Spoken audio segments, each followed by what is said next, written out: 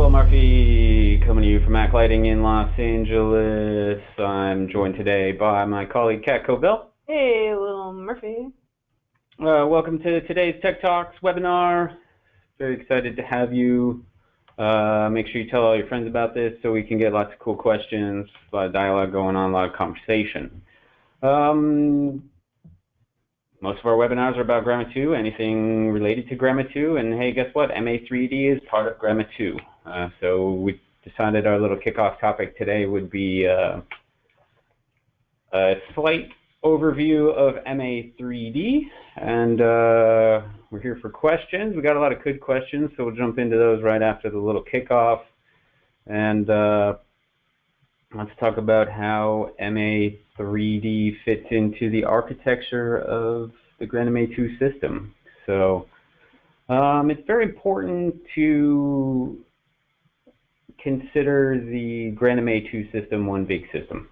Okay, so yeah, it's two different softwares. There's a Gramma 2 software, there's an MA3D software, there's a VPU software, but as you know, networking is very important to us because these are all essentially synchronized and the same. Once they're in session, pricing sessions, this is the master, you're in session, you started a session, and I have MA3D part of my session. These are running in different windows, but they're synchronized, so it's just one system. You notice there's a little mini stage view in the console. Well, the 3D is a visualization tool, so while the console doesn't have a big graphics card in it and can only do wireframe, hold on a second, let me get group 2 here. So while the stage view is just wireframe because we don't have big graphics cards in the console, if you want real-time visualization, real-time rendering of those fixtures, you could just add MA3D to your session. So this is where we do our kind of distributed calculation. Of course, we could build big graphics processors into the consoles, but then the consoles will get bigger and more expensive. Not everybody needs a visualizer. So we leave the visualizer as a separate program that you would run on your own computer. Performance, you can see up here on the top left where the blinking heart is in MA3D, is frames per second. What dictates frames per second will be the performance capability of your graphics cards. I have people call me thinking they need Herkin computers with huge CPUs and huge amounts of RAM, and then they spec a crappy graphics card. It's not about the CPU, it's not about the RAM, it's about the graphics card. So you can, if you want to build yourself an MA3D visualization, real-time rendering, where can you get information? It's just a game. This is just a game. No one's ever told you that? It's just a game. So if you play video games, the video game industry will give you all the rules about building a nice computer for real-time rendering. We have our minimum specs available on our website. You know, let's take a look at those. Hardware specs are here. And while the internet is being used for webinars, it's not loading very quickly. So GrandMA3D. Look, we simply say dual-core processor 2.4 gigs or better. Well, now your probably cheapest processor is an i7, which is plenty. So get an i7, minimum 4 gigs. I'd recommend 8 gigs at least. You don't really need 16. The RAM, if you're only running MA3D, you only need 8 gigs of RAM. If you plan to run on PC and MA3D, RAM is necessary for the size of the show file and the number of programs you have running. So if you're going to use on PC and 3D, maybe you do 16 gigs of RAM, it's cheap. SSD drive is always better, but the important thing here is the graphics card, hardware acceleration. So how do you decide what graphics card to get? Well, read all the gaming forums, have them tell you what the best cards are, but my favorite website is videocardbenchmark.net. And in particular, I go to the high-end list. I think I could chat a little message to all of you. So this is the URL that I think you should have all received as a little chat message. This gives you a list of video cards with their benchmark rating. The quality of the card is based on the benchmark performance.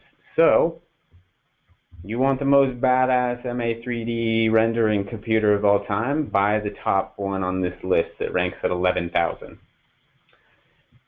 The card you need is very dependent on the size of your show. There's no strict specs. If you're going to run a lot of effects, a lot of quick movement, you want a better performing card. If you're just doing a theater show, very slow movement, don't need a bigger card. In the offices here, we actually usually just spec cards that rank about 4,000. Because we're only doing testing, we're doing smaller shows for testing purposes, whereas the biggest shows that have 200 or 300 moving lights may spec a card at the top. Another interesting website, I forgot I didn't think about prepping this, so let me search this for visual MA3D. Let me see if I could find this on, yeah, the early bird reel. So these guys have decided they're going to use MA3D for everything, and they made this little video that shows you the performance capabilities of MA3D. So I'm going to chat this one to you as well. If you go to that link, it's a really cool video. We've shown it on our trade show booth. If I fast forward into some of this stuff, these are live screen captures. So this is live rendering. This is live real-time rendering from MA3D. This is not a separate rendering engine. So your real-time visualization can look this good if you put the time into it. And this company specializes in making MA3D files this well.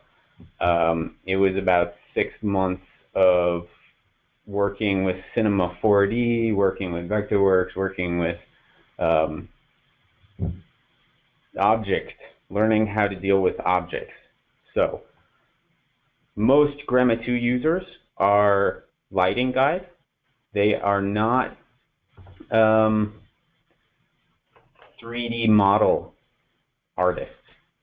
There are guys that go to school for this. And if you're looking for assistance to making better models for your stage, where do you turn? The gaming industry. Go find students that are going to school for video gaming, because that's what this is. This is a video game. They're going to know how to optimize these objects. We simply provide the software, which is a real-time rendering engine. This is not a drafting software. This is not a 3D modeling software. Cinema 4D is a 3D modeling software. We cannot teach you how to use that.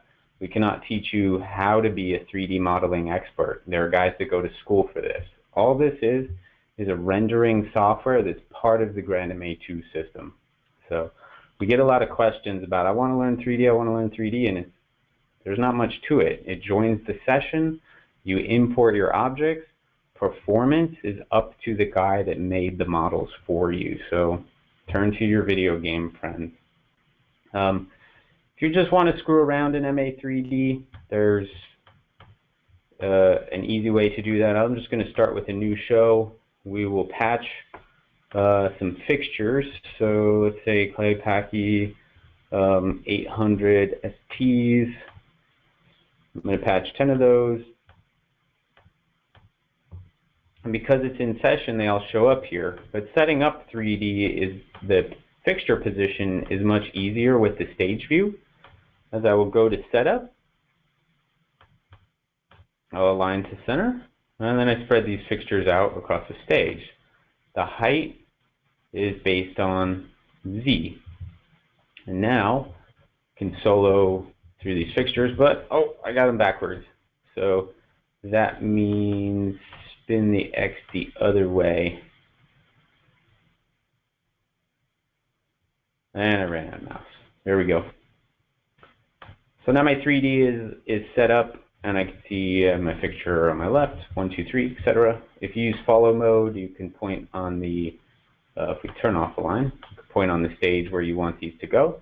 In 3D, if you'd like to add truss, we have a library, the media database in here. It's just for kind of playing around.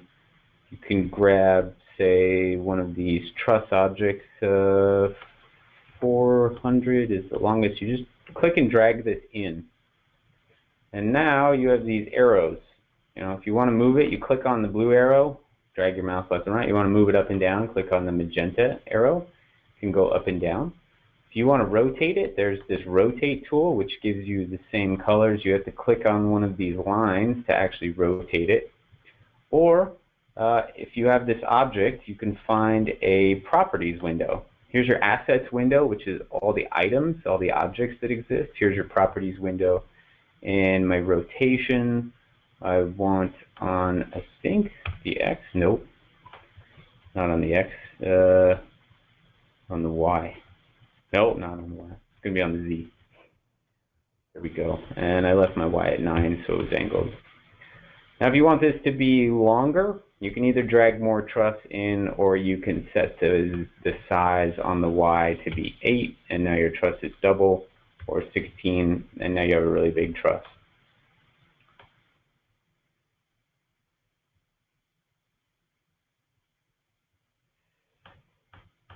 The assets here, you have cameras. You can double click to move cameras, back, left, front. You can also, if you have 3D logged in as the same user as your console. So I'm logged in as administrator now. When I move in my stage view, because 3D is logged in as the same user as my console, it reacts.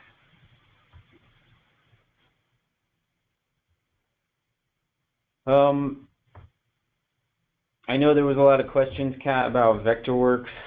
I just want to point out we have outlined everything related to Vectorworks in our support section.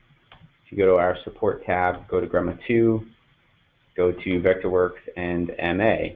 Okay, you'll find everything here about the plugin, using the Vectorworks plugin. A lot of common errors, so to avoid having to email support lighting, we probably already answered all these common errors in here. So definitely have a look at that. And Vectorworks actually helped us write this tutorial, drawing in Vectorworks for export into MA3D. So they have outlined how to optimize the objects in Vectorworks for use in MA3D. So this is actually written by the Vectorworks guys, which was very nice of them. Brendan Ekstrom. He's actually been working with MA products for 10 years, and he's the product planner for Vectorworks Spotlight. Importing of 3D objects, we've outlined in our importing 3ds objects model, where you go to File, Import. You have to deal with scaling. This is a very important step. Look at the scaling process, how you pick the right size. This is related to Vectorworks, how you manage the materials. And that's essentially an overview that I'm giving you here of MA3D. It's not a drafting software, it's just real-time rendering. You need to learn how to deal with the assets here. So these are all your group assets. This is your properties window for dealing with sizes and rotation. There's much more to it, so go ahead and ask those questions. We have half an hour. I don't know what you want to know, so you provide the questions. We're happy to answer them. I think Kat already has some, so let's get started. And keep in mind, I might get stumped. Do you want to just start off with 3D questions? I think you actually answered all the ones that were already here. Yeah, we could jump into some Gremma 2 if you have some Gremma 2 questions. All right. We have a half hour. Cool. What is an example of when you might want to have more than one session operating at a time? Multiple sessions depends on the venue. QVC. If you guys have a cable, you watch QVC, the shopping channel. Yeah, they have 7 studios. Each studio is a separate session. But central control, since there's no actual operators in the rooms, very strange, there's just the person you see on TV. There's remote-controlled cameras, remote-controlled lighting. So central control will join the session of the studio that's about to go live, set the lighting levels, control the cameras, and do the live broadcast. Then they'll leave session from the studio, from central control, and join the next session. We have multiple sessions in our office here. There's the classroom session, there's the show file that we're tech supporting, but we have one network just to make it easier for product testing and getting our shows from one location to the next.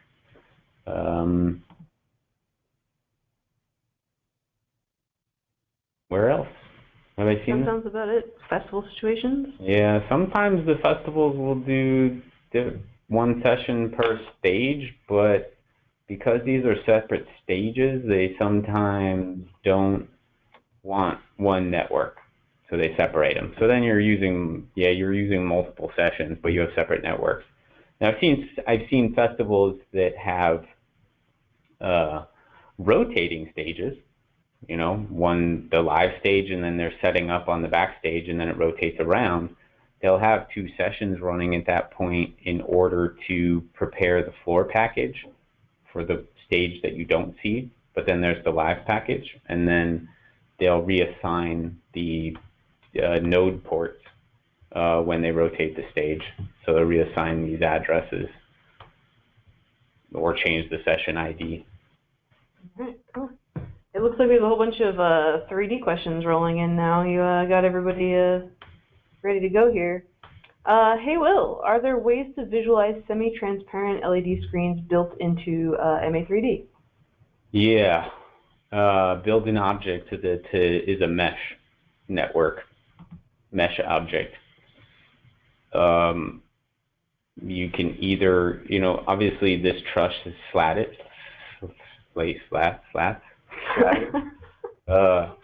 basically build an object that has holes in it, which is a 3D modeling thing. We cannot teach you how to be a 3D modeler, so you have to look that up or contact some people that specialize in 3D modeling. The other thing that you can do is this stage. There's a trick. You'll have to email support at ACLighting for this trick because I don't have it at hand, but yeah.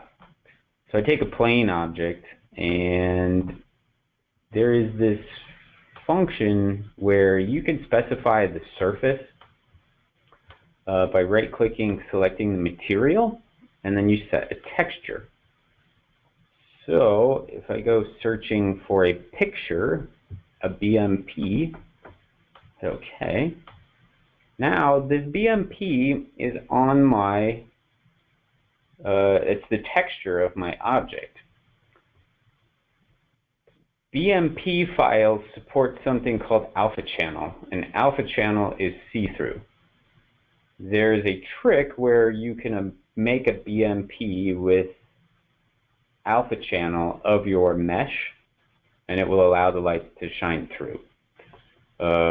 We have an example we can send you if you just email support@aclighting.com with that question. We'll get that emailed back to you later this afternoon with an example BMP object, and then you can go research on the Google how to create alpha BMP files. Cool. Cool, awesome. Hey Will, what about that handout you shot out to everybody? Oh, there was a question about this, right, Kat? One of the questions was how to... Yeah, somebody asked custom fixture models that don't exist in the library. So we just use generic moving heads. The size of the moving head is dictated by the fixture profile. We use generic moving heads for performance optimization. The more complicated any model in 3D gets, the lower your frame rate is going to get. And what's more important, how accurate your fixture looks or how accurate the beams are represented? I strongly believe I only care about the beams. I don't care about how perfect the yoke looks. But setting the size of your fixture is important. So you have the sizing here. You right-click on this. You get a nice little 2D representation of how big is the base, what's the height of the yoke, what's the width of the yoke, what's the distance from the focus point to where it shoots out of the lens. This is all important to set based on the generic model.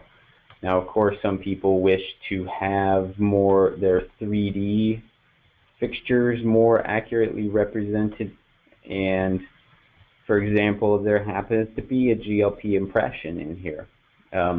This particular model, how do you build that?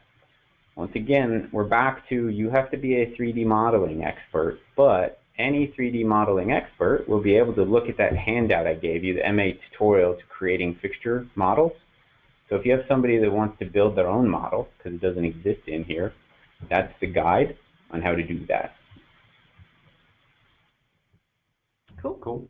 Seems like the next one kind of goes along with that. What are some solutions to visualize or work with fixtures that have unique features such as BIs or quantums? A lot of work. You know, thankfully in version 3.1, MA managed to hard code multi-instance fixtures. So if we take like a BIK20 extended, let's patch this, and you'll see that now the instances are linked to the moving head.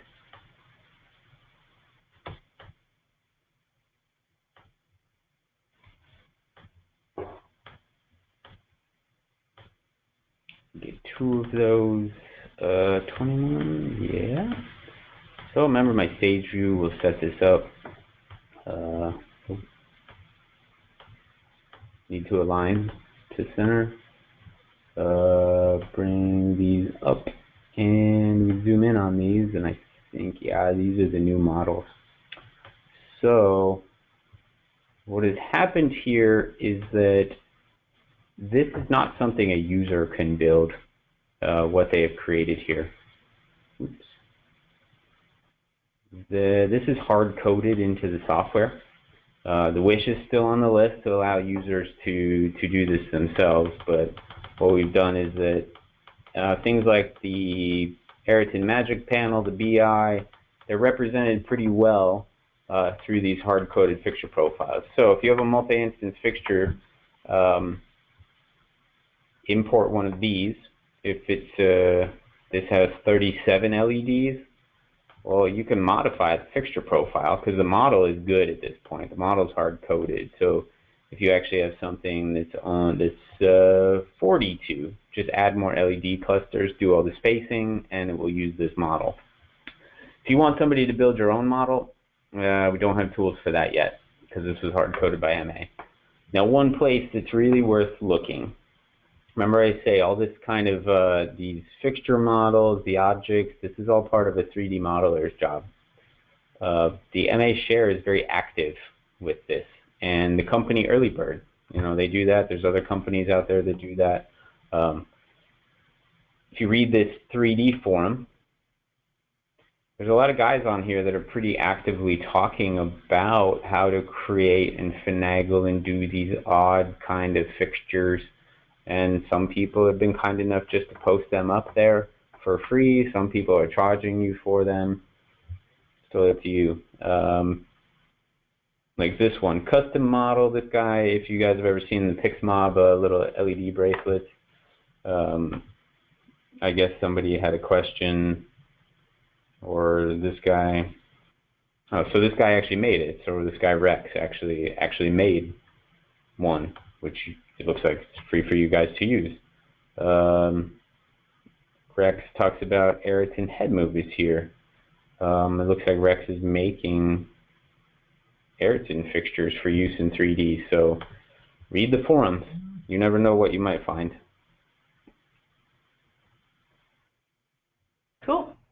Next question. Use of moving paths, please. Show us the moving paths, Will? Yeah, moving paths. So if you have a truss that's actually moving in your show and you'd like to visualize that, we have these MA special fixtures called moving paths, which can allow you from the console to control the height of that truss and all the fixtures. So you have moving paths just for rotation, just for scaling, just for spinning, just for translate, X, Y, Z, or you can have one that includes all of that stuff if you want to get crazy. I just want to simulate a truss that's going up and down, so I'm going to use a translate. You can patch as many of these as you want, then based on the number of unique movements you need to create. So we'll call this 51. It uses virtual attributes, so patch your way up out of the way, universe 100, for example. So fixture 51, that's my default keyword, fixture 51, I have XYZ. This is the height. You know, I want to move it left and right on the stage. Sorry, Z is the height. X is left and right on the stage. Y is up and down stage. This isn't doing anything because I haven't put any objects in the moving path. You have to put the objects in the moving path. And this is where your assets window becomes very important. If you don't see this tab here, just go to View, Assets window, or press F10. Now it disappears. Now it comes back. And what needs to happen is 3D objects. You have to find the moving path. That's this, translation 1. Where does this name come from? That's what it's called here. So maybe I'll call this truss 1. And it's a more identifiable item in my list. Now, this is a tree structure. Everything is in the root tree. Look, close the tree, open the tree. What I need to do is I want this truss and all these fixtures inside that moving path. So I have to select all the fixtures plus the truss. Okay, then I have to drag it into the tree. See how this is not in the truss tree, this is in the root. Now it's indented to the right, which means it's in the truss. So now you have a little truss object, which is your moving path, with all your objects in that. And now, when I select fixture 51, which is my moving path truss, everything moves up, everything moves down. So now I can program. These are just attributes. So, okay, 34 is the low point. I store that as Q1. 66 is the high point. I store that as Q2. If I put a little fade time on this, now when I hit go, it looks like a nice truss move. And naturally, if I turn these guys on and I do something with them, they'll point over there. And now the truss moves up. That's a moving path. So you have rotation as well. You could do helicopter truss, yes. You can visualize things that are not possible in real life, but it's fun to play with. Cool. Awesome. I got a good one for you here, Will. Can you change a conventional Parcan beam color to match your gel in 3D? Can you add gel to conventional Parcans? Oh, yes. Yes, this is done in your patch. So you'd have some, and this would be Parcans, any dimmer. So source 4, let me patch 10 of these.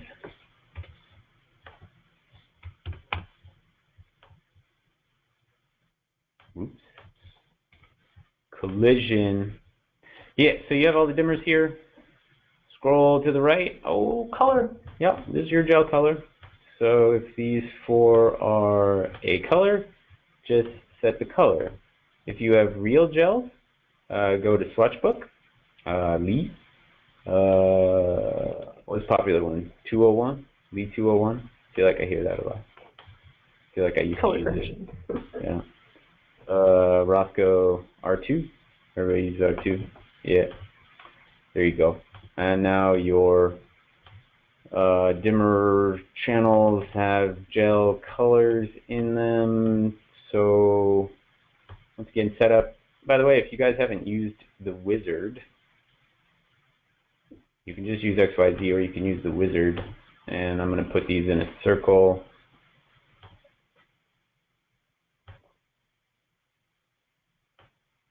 Move them up. Move them. Yeah, it's a little easier with real encoders. And you can see they have their different gel colors. So I go to orbit mode and I can look. Nice. Cool. All right. Good choice of Lee 201 there. Actually, Will, expanding on your moving paths, can you demonstrate the use of moving truss with XYZ instead of pin and tilt? So like on stage markers. or the use of stage markers in combination with your moving truss? You can, yeah, you can. Yeah, sorry. Moving paths are strictly a 3D function. If you would like to take position information from an external motion control system, instead of using a moving path, you would use a stage marker. So stage markers,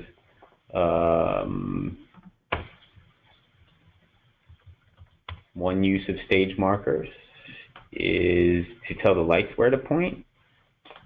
So I just do a stage marker here. Those are also dummies, so you patch them to higher they're virtual, so you patch them to higher universes. So if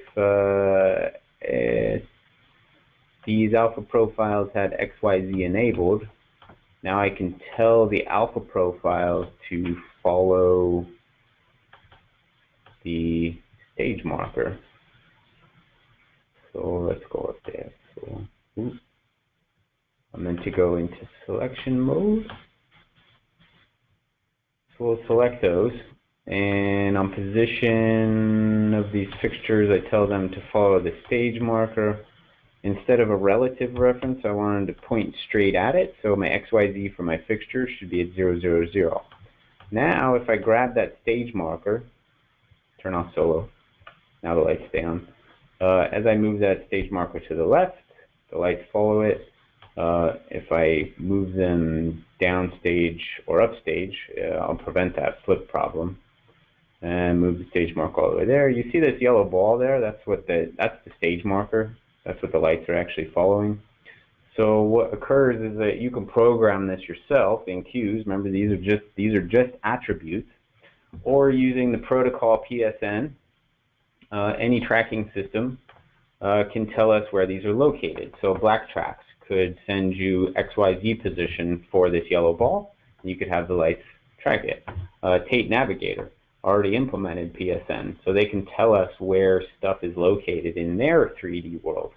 If you want to read more about implementing Posi StageNet, it's posistage.net is the website, all about this open protocol that was a cooperation between VYV and MA Lighting that created the protocol. Which is a way for you to send us XYZ data. That XYZ data gets linked to the trackers, as you call them, get linked to the stage marker. So you can have multiple stage markers. So check out that website. I can't remember the list of companies. They used to be up here. I can't remember, but some of the shows, Miley Cyrus, Clutches of Light, Michael Jackson one. I know Katy Perry, Britney Spears is doing it. Who else? Can't remember who else. There's more people using PSN. Now this is to have the lights follow the stage marker. The other situation that applies is that you can have the stage marker tell the truss and the objects where they're located, I think. I don't remember if this works. I know this is definitely coming in the next version. I don't remember if it works in the release version. I think, oh yeah, same rules. So you put the truss and the fixtures under the tree for the stage marker. And now anything can control this stage marker through PSN, and it can control the height of the truss. So they're actually doing this at Club Omnia in Vegas. Tate Navigator is telling them where the circle truss is located so that in 3D they can see where those fixtures are located. We currently do not have a recalculation though. If the stage marker moves those fixtures down and the fixtures are following another stage marker, they are not recalculating. That will be ready to go in the next release of software where the Tate can tell us where the truss is located and BlackTracks can tell us where the performer is located, and we will automatically recalculate the pan tilt for you. Magic. This is what we do. We make life easier for everybody. Hopefully that answers that question. Cool. Hey Will, are you able to use video inputs or CITP streams into MA3D? Yeah. I think we have a bulletin about this. We do have a bulletin about this.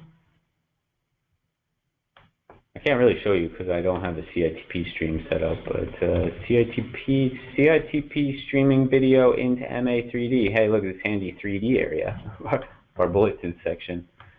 Yeah, this is probably better because this is from real screenshots. So you have to enable CITP. None of this has to be set up. The important thing is this switch right here, CITP enabled, is what tells MA3D and the system. Remember, one system I described earlier, these are not separate softwares, they're all connected. So to enable CITP for the system, you enable it here. Now you go into MA3D, you add a gray plane.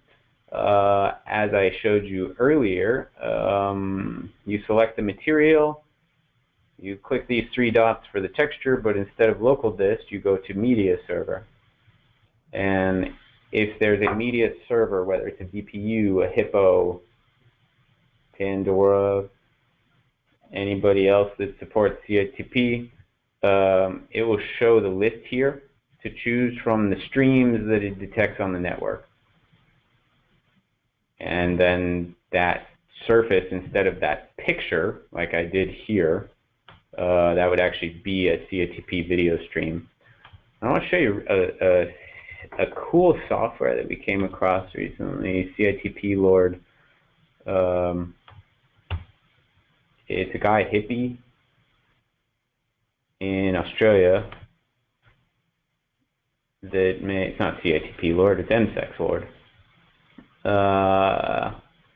It basically is a little software. He charges you something and supports it. It can support up to 12 streams. So basically, if you have capture cards on your computer, you can capture videos and then stream them into the Gamma 2 CITP viewer or the MA3D CITP viewer. So you can watch TV on your console if you want.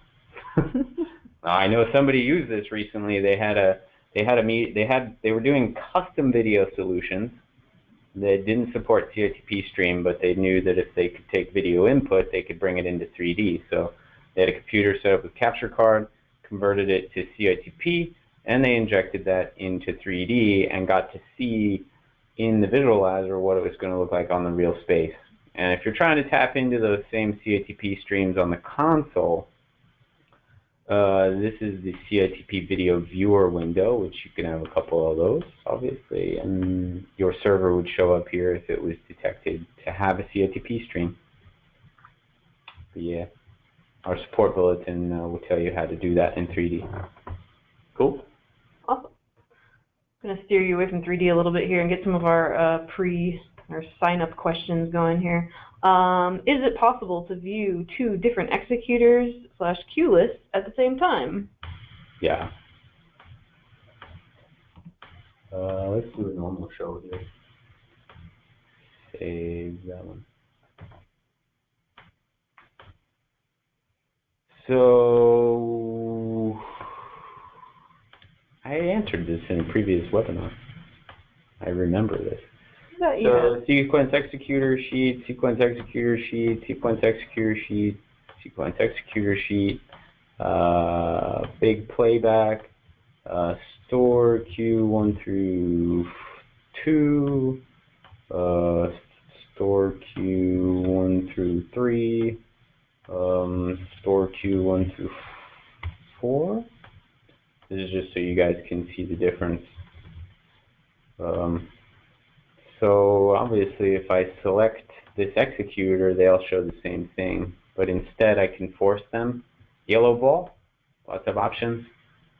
Force that to look at executor 2, force this to look at executor 3, force this one to look at executor 4.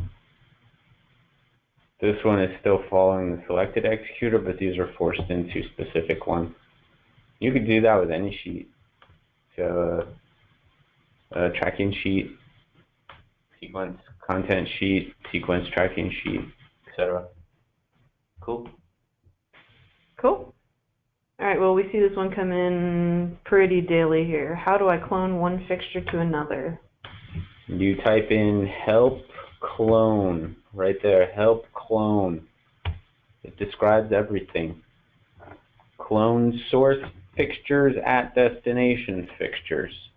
So if you want fixture 102 to do everything that fixture 101 is doing, you have to say clone fixture 102 at fixture 101.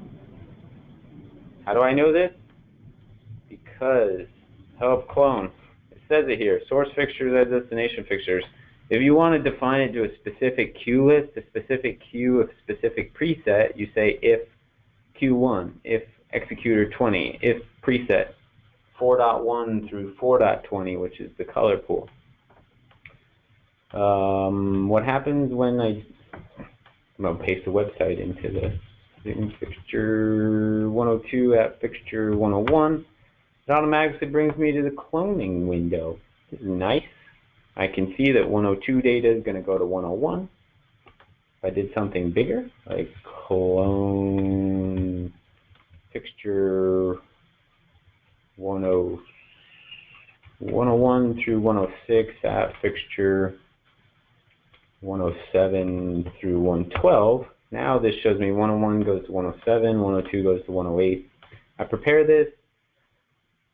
It's going to clone data in all these objects. So I can turn these all off and say only clone groups, only clone presets, only clone specific presets, just the position pool. I can do clone everything, but do a command filter so that it's only dimmer and position data. Could do that. Everything. And when you clone, low priority merge. This is also explained in the help manual very well. This says if your destination fixtures already have data and you choose low priority merge, that data will stay intact. If your destination fixtures have color data, but you're only cloning dimmer data, you would choose merge so that the color data stays intact. If you want your destination fixtures to do absolutely the exact same thing as your source fixtures, choose override. So for safety, I usually do low priority merge. That's it. If you like to go straight to a GUI setup, cloning, select your source fixtures. So my source fixture is 101, and then select your destination fixture, take selection. Or if I want 101 to clone to a bunch of fixtures, I select the whole range, and now I can see 101 applies to all of these. And I only want to do preset data, color, and it only does the color information. So simple. So simple. What kind of management can I expect from this, Will? Like, should I be cloning like 5 minutes before show? No. You should do this much ahead of time. It's the awesome power of on PC. You are the programmer, you are the data manager, you have to understand and manage your data. If you do this 5 minutes before a show, you don't really have any time to check if the data cloned correctly. This is where it gets important to understand how to read your fixture sheet, how to read your tracking sheets. Look at some actual data. Select executor. There, yeah. So you see the actual data in here. So if I say clone fixture 101 at fixture 201, if executor 30 do a low priority merge, you see 201 gets added. If I make a bigger tracking sheet here, you could see 101 full, 201 open. This is good. All the data is good. Okay, on the guitar, that's good. On lavender, that's good. So the cloning went well. I would be happy to play this back. It did what I wanted. But other times, not always true. Maybe it doesn't do what you want. Trial and error practice. How do you get so good at this? I do this every day for 6 years now. That's how I get good at this. Hey, Will, is there a hard key for clone? Yeah. Copy. So if you hit the copy key twice, it goes to clone. But can you figure this out on your own? Yeah, help clone. Copy key. The help manual, it's good. It has the information there. What is there? Should we do any other questions? I do not have any questions that will take, minus 2 minutes. All right. Well, we have many more webinars. I think we're on a hiatus for a couple weeks due to a very busy schedule, but we'll be back in a few weeks. Tell all your friends. You're more than welcome to email us at support@backlighting.com if you have some specific questions. Indeed, we are happy to answer them and help you use our software to make your life easier. It's been a pleasure. See you next time. Happy programming. Kat doesn't like to say goodbye. Sorry, I was answering questions. Bye, guys. Happy programming. See you later.